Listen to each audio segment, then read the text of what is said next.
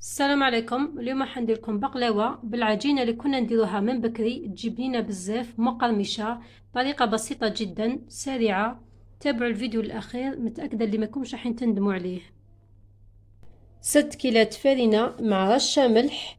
الفرينه تكون مغربله. نديروا لها كيلو مارغرين تكون ذايبه وبارده تماما. حكيها مليح حتى الفرينه تتشرب الدهن كامل وتولي بهذا الشكل مرمله. نزيدوا لها الماء بالتدريج ونلموها حتى تولي عجينه متماسكه وطريه. لميها بلا ما تعجنيها حتى تولي طريه فقط كما راك تشوفي. قسمي العجينه تاعك على 12 جزء، ومن بعد كل جزء عدليه مليح وديريها كريات وخليهم يرتاحوا باه تجيك مليحه في العمل.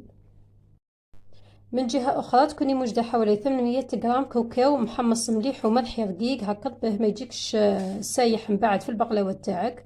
نزيدوا له 4 ملعقه كبيره سكر، خلطوهم في بعضهم مليح. من بعد نزيدوا حوالي 6 ملاعق كبيره مارغرين ذايبه وبارده شوي، نخلطوها ونوليو نزيدوا لها الماء بالتدريج حتى تحسي الحشو تاعك تمسك شوي في بعضها حتى يولي القوام تاعو بهذا الشكل.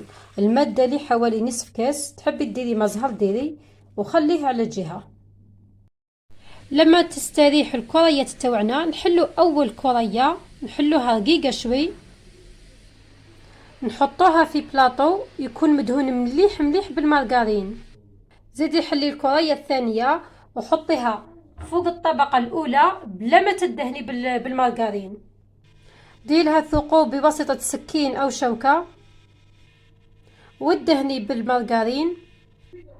زيدي حطي الطبقه الثالثه ودهنيها ثاني بالمارغرين، وهكذا حتى نديرو 6 طبقات من تحت. بعد ما تخلصي الطبقات الست تاوعك اللي يجيو من تحت ما تدهنيش فوق الطبقه السادسه. عندها ديري الحشو تاعك سويه مليح ونديرو فوقه طبقه من العجين ودهني فوقها بالمارغرين، ونكملوا ال5 طبقات الاخرى باه يعودوا 6 من تحت و6 من الفوق. بعد ما نديروا الطبقه السادسه والاخيره ندهنوا فوقها جيدا بالمارغرين ونوليو نقطعوه.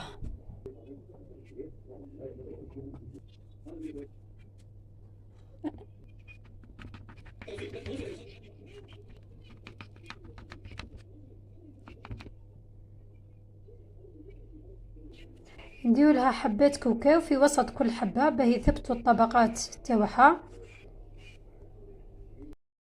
من بعد لوحيها في فرن 180 درجه ساخن مليح من قبل.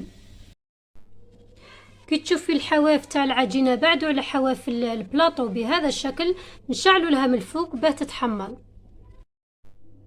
لما تاخذ هذا اللون الرائع من الفوق نديروا لها العسل. العسل لازم يكون ثقيل شويه، ما يكونش ثقيل بزاف، في نفس الوقت ما يكونش خفيف. من بعد كي يعود خفيف البقلاوه راح تطرى لك ويولي القوام تاعها مش مليح. نديروا لها كميه مليحه ونخليوها تتشرب. العسل ما يكونش سخون، يكون بدرجه حراره الغرفه.